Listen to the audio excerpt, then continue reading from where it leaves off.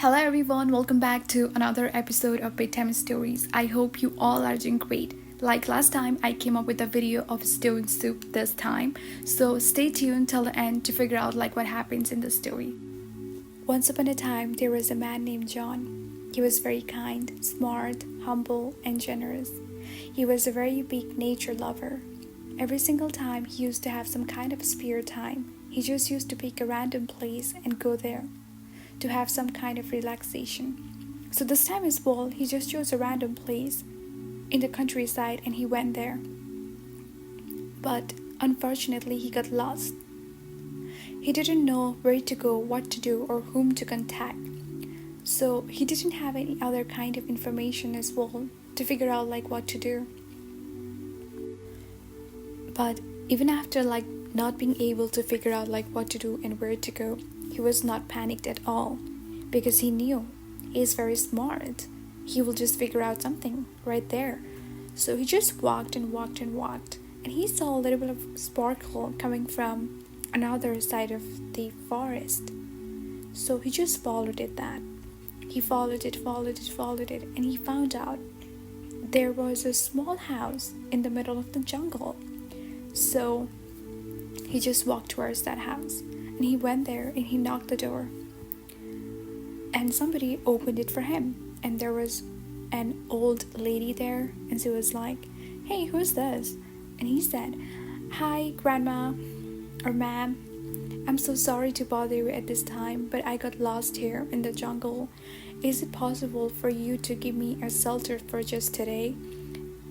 And she said, "Okay, you can live here, but you have to manage your own meal because I'm not going to provide it for you." And he said, "You don't worry about that. I will make sure I will take care of my own meal." He asked her to show him kitchen and she said "It's right over here, but what are you going to make?" And he said "I'm going to make a stone soup." That was the first time she heard somebody is going to cook a stone. So she was wondering and she asked, "But how are you going to make a stone soup?" And he said, "It's a recipe from my grandma. I'll show you, but you have to give me a little bit of salt, pepper, and water."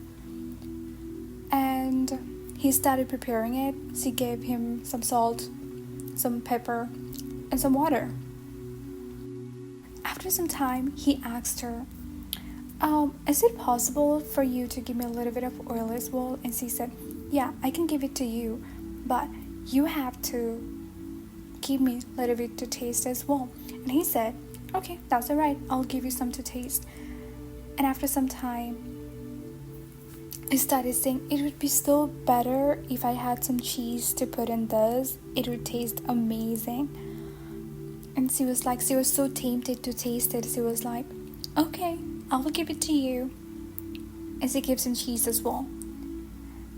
And after a couple of minutes, he said, "Oh my god, my grandma used to put a lot of vegetables as well, like broccoli, carrots, green peas, some onions. It tasted so good." And when that old lady started imagining about it, she just couldn't resist it. And she said "Okay, I'll give it to you a little bit as well." And she gave it to him. And he requested her to go and have some rest and he will call her when the soup gets ready. And she agreed to that and she went to have some rest. Meanwhile, when she went to have some rest, what he did was he took out the stone he put in that soup and threw it into the trash can. So all he did was he didn't have anything to cook. So he had to use his brain. What he did was he just persuaded that old lady to give him some stuff to make a soup. In actual, he just made a vegetable soup, not a stone soup. Stone was just in disguise to tempt her to give him something to eat. And he succeeded on that. After some time, he called her to try the soup.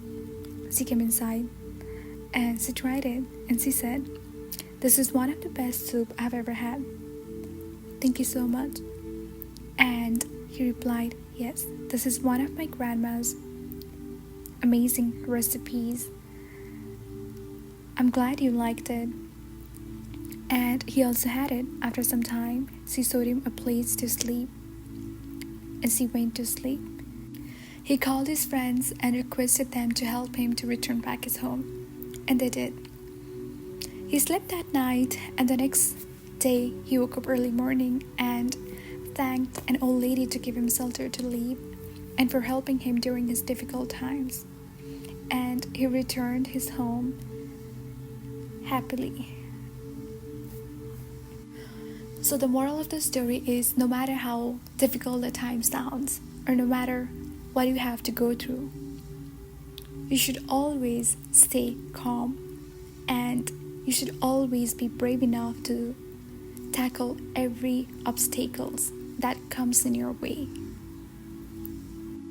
Thank you so much for staying till the end. Every kind of positive feedbacks are welcome. Don't forget to like, subscribe, and comment. Thank you.